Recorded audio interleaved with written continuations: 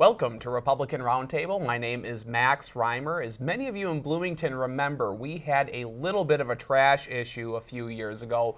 We are talking trash today with Greg Joseph. He is a partner at Halpert Joseph.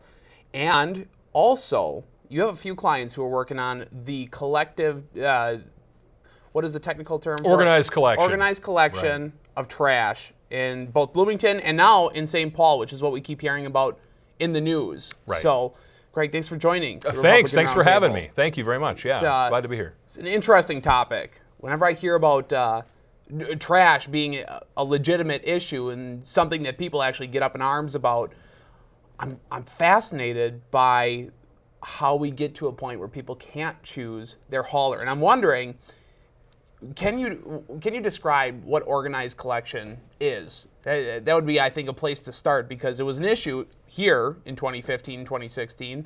And like I said, we're hearing it on the news now for St. Paul. Right. Well, hopefully you'll hear about it in the news again soon. Okay. And that'll be after we win in the Supreme Court in another month or two here. Hopefully. Yeah.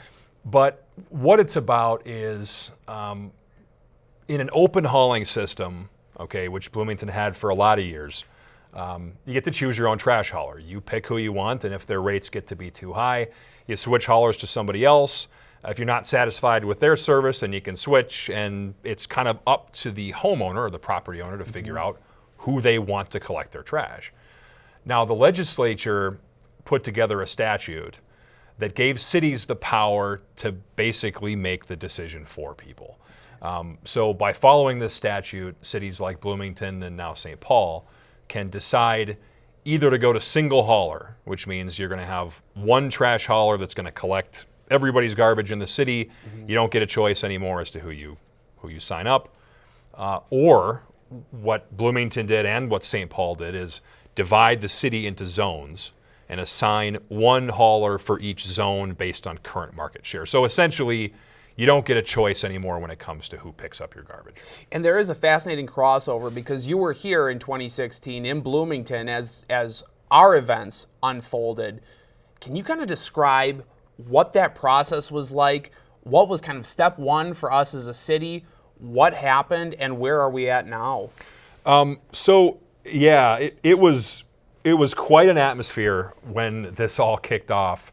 And the way I became involved was really I helped circulate petitions and I gathered signatures. And we're going to talk about charter cities and statutory cities in a minute. We won't go into that now, but unless you want to. But at the time, the decision was, are we going to convert to this system of organized collection, or are we going to stay with what we have? And there were a lot of people that were really passionate. The statute requires one public input hearing before the city can convert. And I remember very, very well that public input hearing, which happened to be scheduled by the city, of course, the same night that both Bloomington and Kennedy graduated high school. So none of the parents from that were able to come to Strange how that works out that way. It's a coincidence, right? I'm sure. Yeah, it was a funny coincidence. Bloomington city government is not at all known for those types of tactics. Right. So it was that night, and despite both high school graduations being that night, we had hundreds and hundreds of people downstairs in the council chambers. Yeah. Overflow room was full. People wanted their voices to be heard that night. People were mad. They wanted a choice. So this all stemmed from that. And we'll get into where it kind of stems now, but I did want to touch on, you had made mention about the charter versus statutory cities. And Bloomington and St. Paul happen to be cities that you actually have a voice. There is some power that you wield as an average citizen, correct? Right. What is the difference between those two things, and why does it matter for something like organized collection? Sure. The easiest way to think about it is a charter is like a mini constitution. Okay, so when a city adopts a charter, it kind of calls the shots. Okay, so and this is reserved for people under Article 12 of the Minnesota Constitution, and it's Chapter 410 of the statutes. But basically what it means is it reserves for people certain powers that they don't have in statutory cities. And the majority of cities in Minnesota are statutory cities, but a few, enough, are charter cities, like Bloomington and St. Paul. So what does that mean? It means that the voters can bring their own legislation in those cities. So there's a different procedure for it. You have to collect a certain number of signatures. It has to be presented within a certain time frame to the city council. But people can draft legislation, and that's fun and it's cool. Yeah. And I think it's something that people should do a lot more often.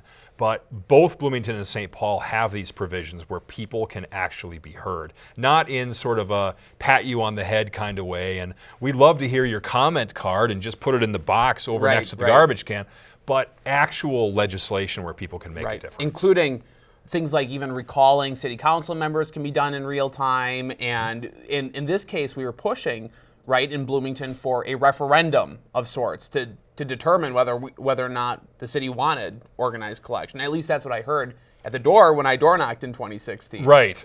So it's actually a charter amendment. Okay.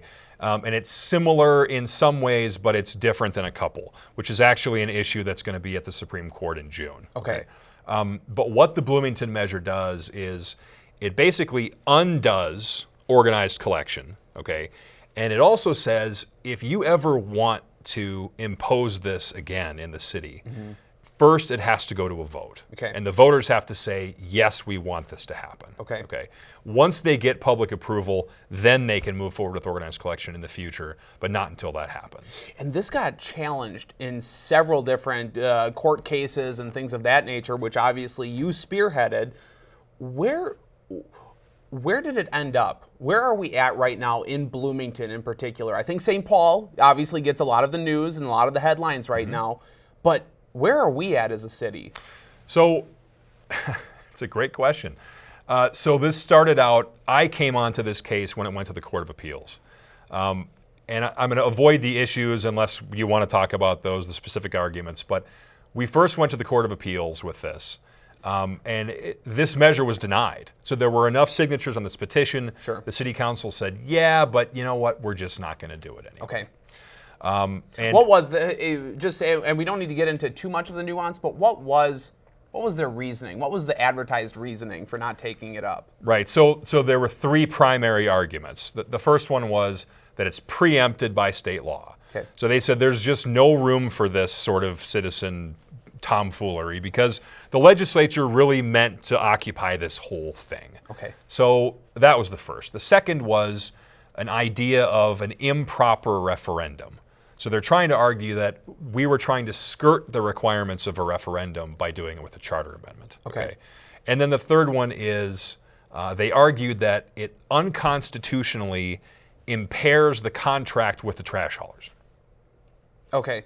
Which was decided already? That one's been decided by the Court of Appeals in our favor. Okay. So that's now going to the Supreme Court, and they're going to review that decision. But to this point, the preemption argument we won on. That was the Supreme Court last summer. Then the improper referendum argument will be talked about in June before the Supreme Court. We lost on that one in the Court of Appeals, and now we have the contract impairment argument, which we won on, but that'll also be addressed in June. So it's all still in limbo to a certain extent. The actual kind of final decision that we live by, even as a city of Bloomington, correct? Correct. The one that's put to rest is preemption. Okay. We've won that one. That's over with, finished, buried, thankfully. So the two that are remaining, though, the decisive issues, June 12th is oral argument. What I find fascinating about this is we talk and nothing final has been, no final decision has been made ultimately against this amendment and going against charter or going against organized collection. But it's funny, living in Bloomington, I still got an email saying that this was the law of the land. This is what was happening, and they're even implementing it right now. Right. How do we respond to that, understanding that all of this is not set in stone, or at least legally it's not? Sure. And looking around town, you'd never know that any of this is even pending. You'd have no idea. Right. Well, certainly not in their marketing emails, the city of Bloomington. Marketing? You mean informational emails? Yeah, sorry. Yeah, not propaganda. Of course. No. Propaganda. Of course. Well, the thing is, it's really not going to matter, because if we win in June, what should happen, our argument, what should happen is this should be placed on the ballot. And the timing's interesting because the first contract with the haulers is going to be up right around the time we have the election next year. Okay. And the charter amendment says, unless approved by voters at a general election. Okay. So that means that this issue should be placed on the ballot next fall. Okay. If we win. Okay. Now, whether that manifests itself by the Supreme Court, I don't know what they'll end up doing. But if we win, that's what will happen. And if the voters approve it, then there will be no organized collection in Bloomington anymore. And this needs to happen and be put on a ballot alongside of candidates or alongside a normal election year. It can't be kind of a standalone ballot of sorts. It can be a special election, but again, it's gonna come down to what the Supreme Court says, because there are a lot of details and a lot of moving parts. But we'll see what the Supreme Court says. And then what we now hear about in the news is what's happening in St. Paul, because you're hearing even horror stories now about people that it takes forever who are going on vacation, who want to opt out of their monthly bill that they receive from the city. St. Paul has really rammed this down the throats of their citizens. You hear about missed pickups and things of that nature that are happening in St. Paul now. Is the exact same thing happening in St. Paul, or is there a different nuance to their case versus, say, Bloomington? It's really very similar. Okay. It's very similar. The one big difference is that St. Paul, my clients brought a referendum. And the timing in St. Paul is different from Bloomington. Bloomington, you got a very short time period to bring a referendum on the ordinance. So backing up a little bit, in order for a city to implement organized collection, they have to pass an ordinance that sort of makes it a thing. Okay. But in both of these cities, the voters have the right to undo that ordinance. So what's going on in St. Paul is that this ordinance and the contract are sort of intertwined. Okay. They can't be separated. And my clients, the voters in St. Paul, gathered 6,000 signatures, presented to the city council for a referendum to just undo the ordinance. Okay. It has to be brought within 45 days.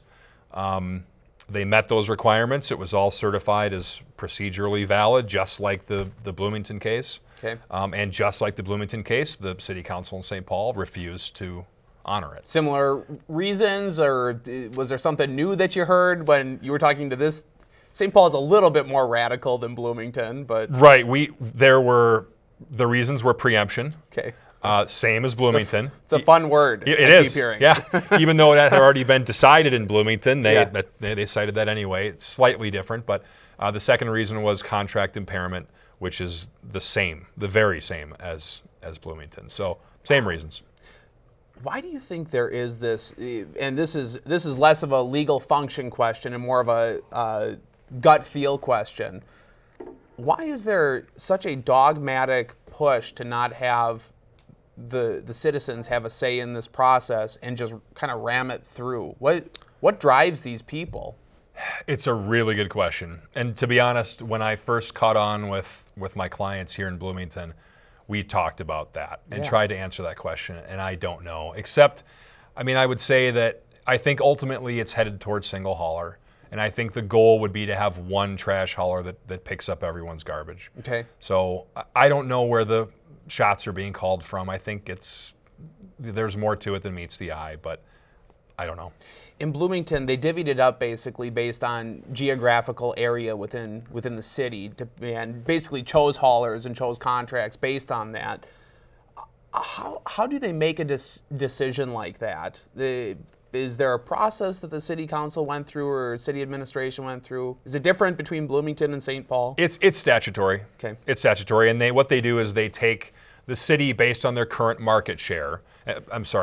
They take each hauler's current market share and then divide it between this street and this street based on how much this hauler, how many households that hauler had at the time they organized collection. Okay. So basically, that hauler has no hope of getting any bigger.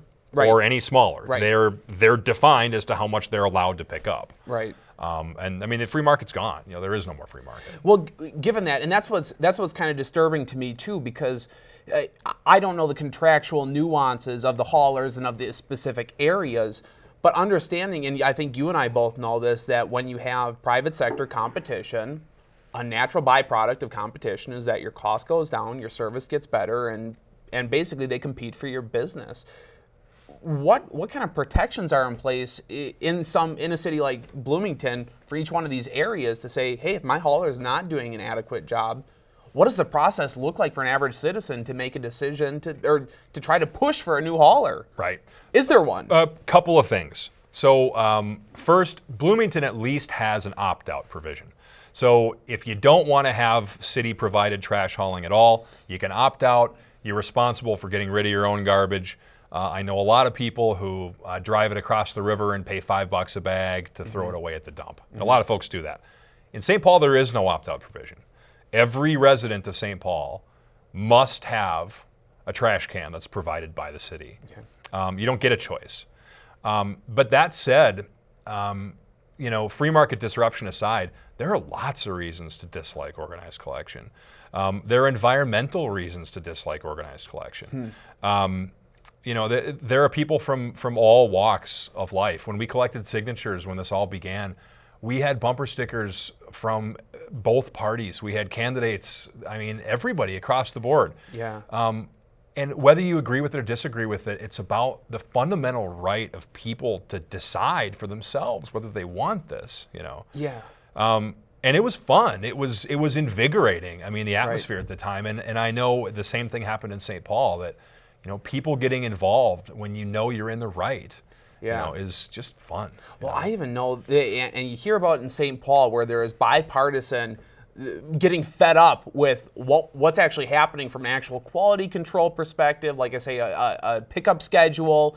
The opt-out process sounds nearly impossible in St. Paul. And in 2015, I know that we had Chad Anderson, who had run in a special election in Bloomington.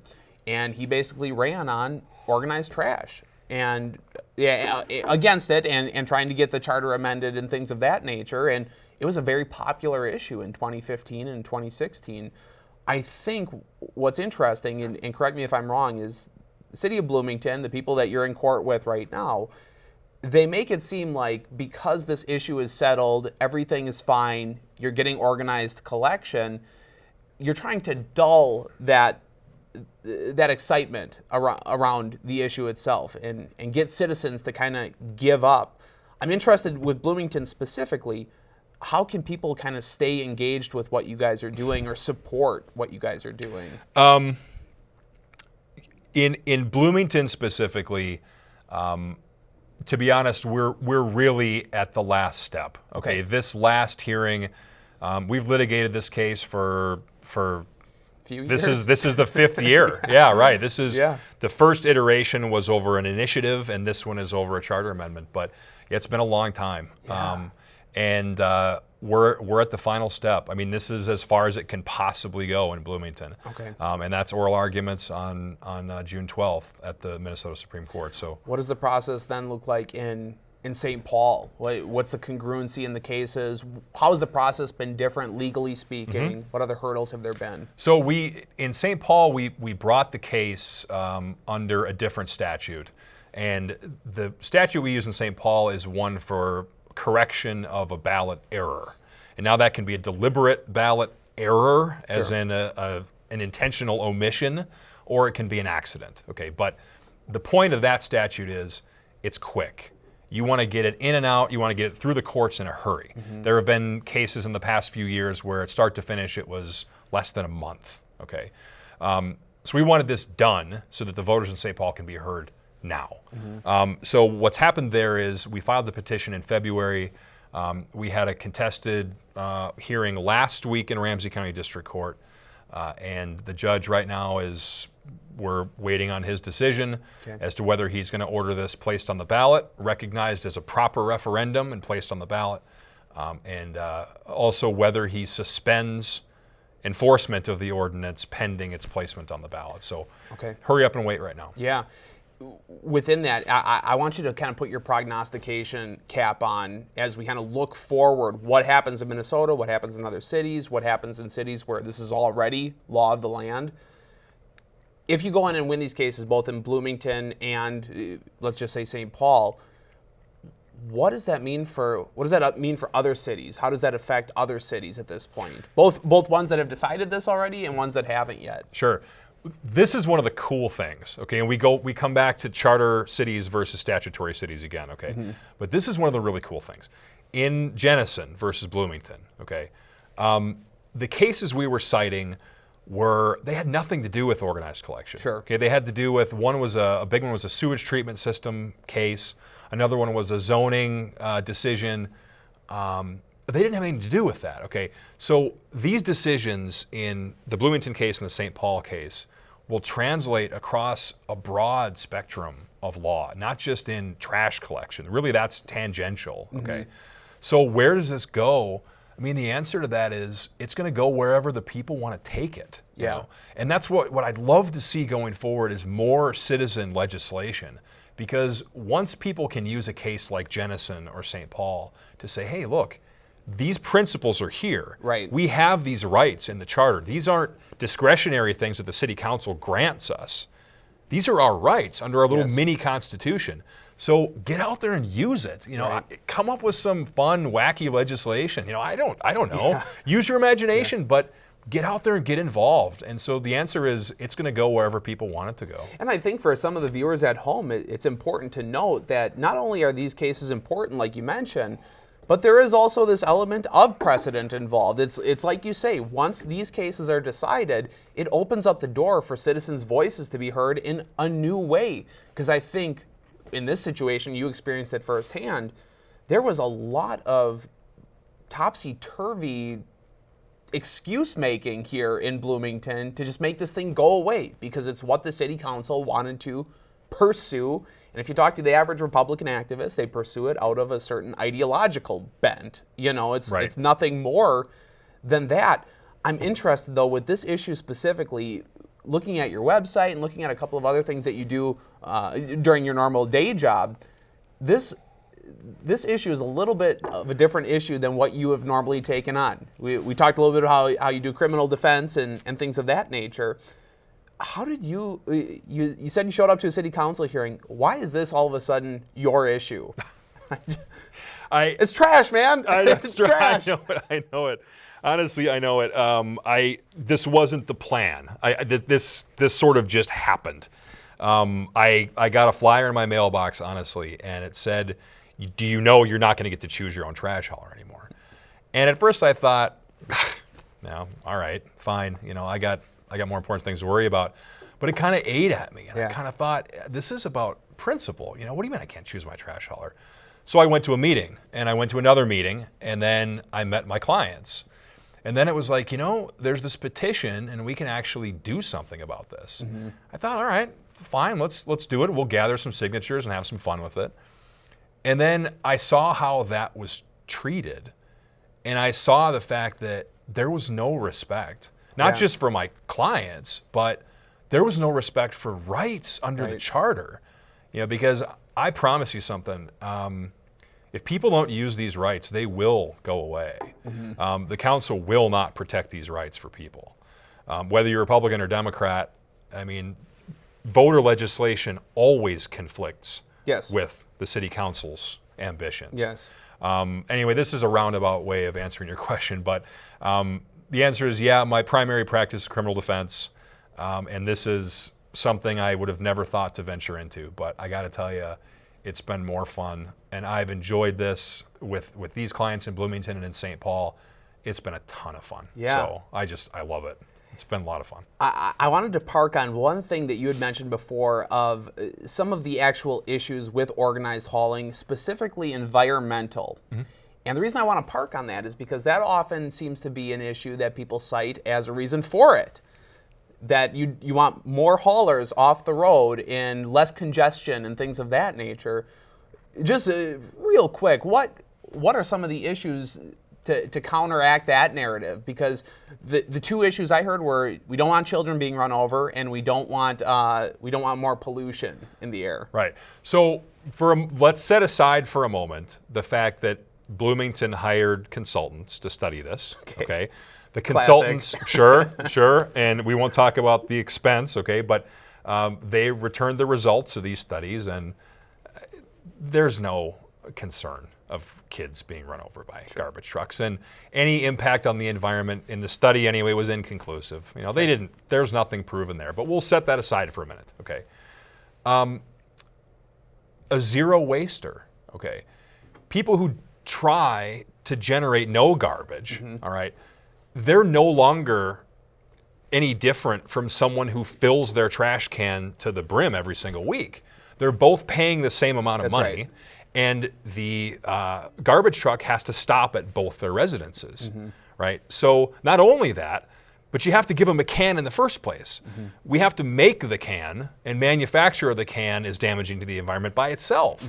So you have all these cans that are distributed to people who don't use the cans, okay, and people who don't come close to filling them up and never did because they never wanted the cans. And never got the haulers, by the way. The hauler never made a stop at their, presumably. Right. Of course, never made a stop at their apartment beforehand. Correct. The haulers were never paid to make a stop. They weren't interested in that service. They never paid for it. But now you have everyone treated the same.